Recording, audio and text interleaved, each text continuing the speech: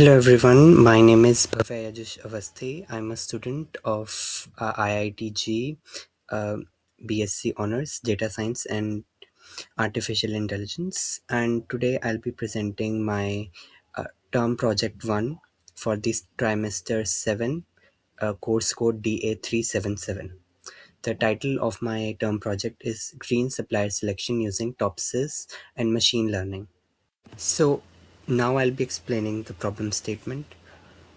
So, why there was a need to work on this topic? Because there was no way currently to assess and compare suppliers based on criteria that is environmentally cautious. So, we see that there is no criteria. We cannot judge a supplier based on how they are impacting the environment. We just assess them on the physical quantifiers like how much they are producing, how fast they're delivering, criteria like these. Environmentally harming suppliers who exploit natural resources for profit are evaluated on the same metrics as ones who use them sustainably, causing clear unfairness. So we see that if a supplier is working in by keeping the environment in mind, by keeping the repercussions or the impacts of how his manufacturing is impacting the environment, so he is being evaluated on the same criteria as someone who is not thinking about the environment, who is exploiting those resources mindlessly just for his own financial benefit. So we see that both of these suppliers will be ranked in the same on the same criteria, and the one who is working more environmentally uh, friendly way, in a more friendly way, he will not be preferred than that who is exploiting the resources. So coming up with a novel evaluation scheme which ranks suppliers not only on their industrial outputs but also based on how mindfully they use resources and how less of a negative impact they cause on the environment. So we see that there was a need to make a kind of a way to judge all these suppliers. So we had to come up with a way. So that is why the problem statement assesses that there is a need for a green supplier selection. So for the tools and data sets, I use NumPy and Pandas for data handling and scikit-learn for pre-processing and to load all the regresses on which I've tested my model and use the machine learning part of my project. And IMB learn for SMOTE for balancing the data set for oversampling.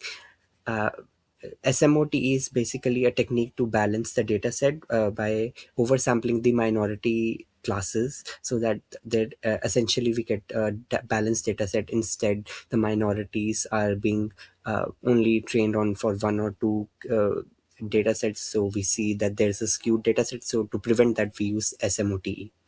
And Matplotlib or Seaborn, I use both of these for visualizations to plot all the graphs to make it more understanding and easier for the viewers to understand. The dataset is of .csv type. Each row corresponds to a supplier, and the columns capture about 17 sustainably related criteria, along with a target column called green image that represents overall green rating with a score between 1 to 10. So the criteria is the dataset is evaluated on cost. It is in US dollars, quality, production, eco design, delivery, green image, pollution and waste generation, waste management system, pollution control, green design, environmentally friendly technologies, reduced green packaging, remanufacturing/reuse facility, resource consumption, speed, flexibility, and local community influence.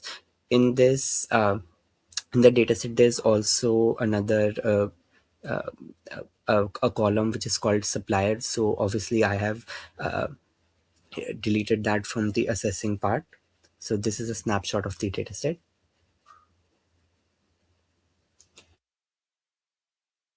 So now I'm moving to the code. This block of code, basically it is showing all the weights that have been used to assess all these criteria. These weights were decided by reading the literature review that had already been done on green supplier selection. And it is also based on how I personally have ranked uh, the priorities, because giving more priority to carbon footprint and how the industry, the supplier is treating the pollution that he is generating, how he's treating that, those are more essential than the the capacity of producing in a day, according to me.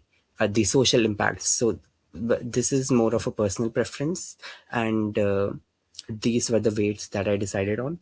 And then we moved to normalizing the data using min-max scalar.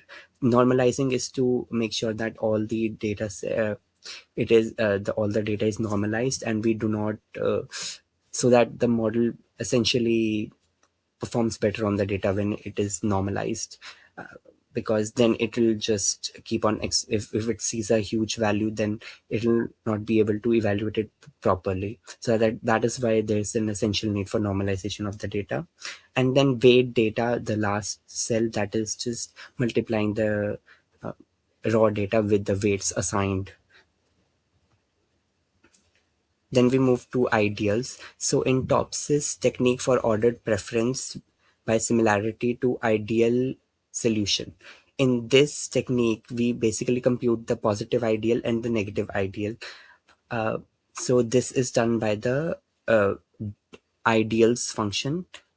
So this is used to basically find out the distance, how far the suppliers are from the positive ideal and the negative ideal, and the one that is the farthest from the negative ideal and the closest to the positive ideal, that is the best supplier.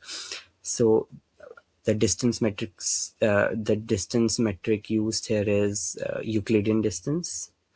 And relative closeness is to again that to normalize it, the distance from the negative ideal and the distance from the positive ideal. So to mm, ensure that both the distances are combined, so that is why we use relative closeness. So this is where we are essentially computing the TOPSIS functions. Yeah, and all the functions that we previously defined, these are executed here. This is the main TOPSIS function, and the benefit criteria is basically all the parameters that we took in the data set.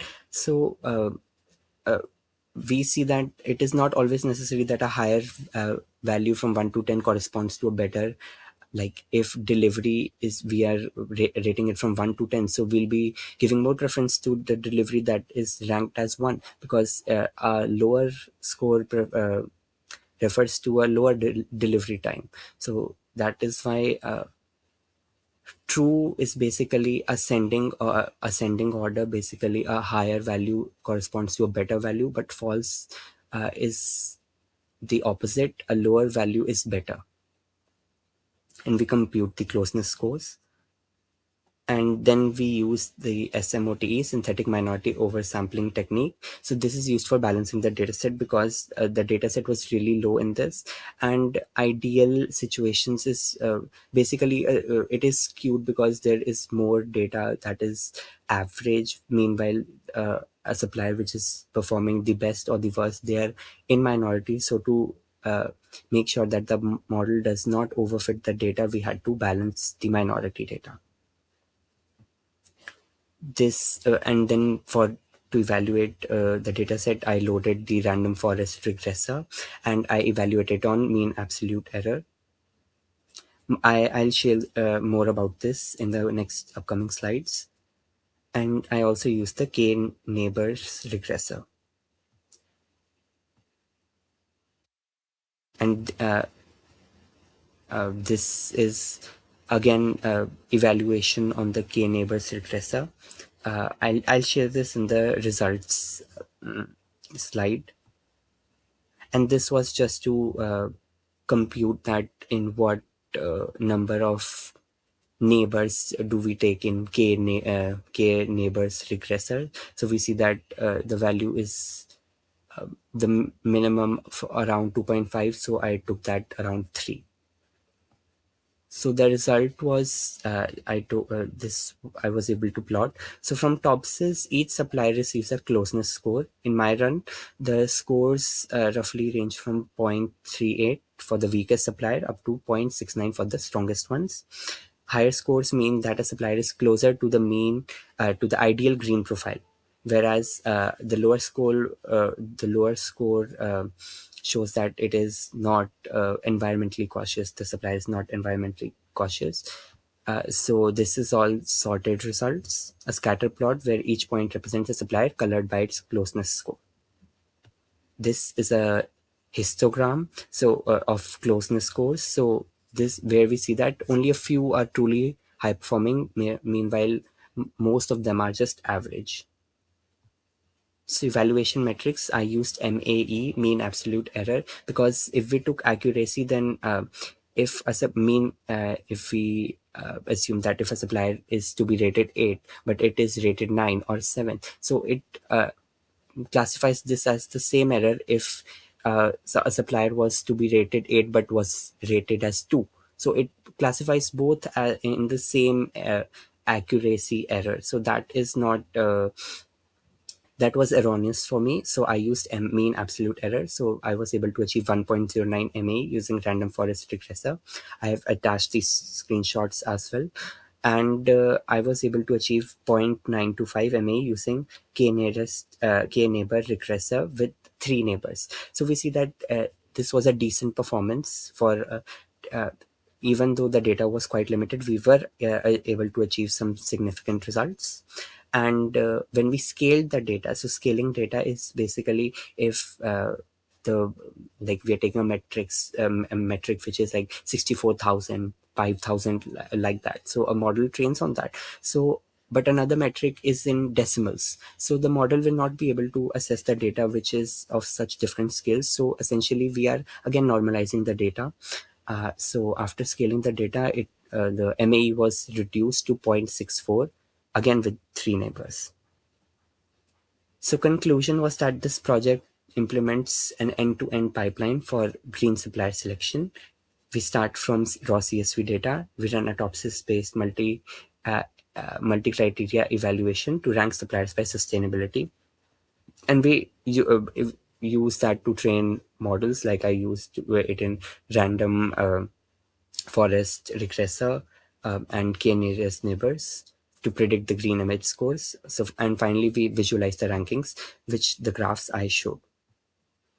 So, what future scope I can do is experiment with other MCDM, multi-criteria decision methods, such as AHP or Prometheus.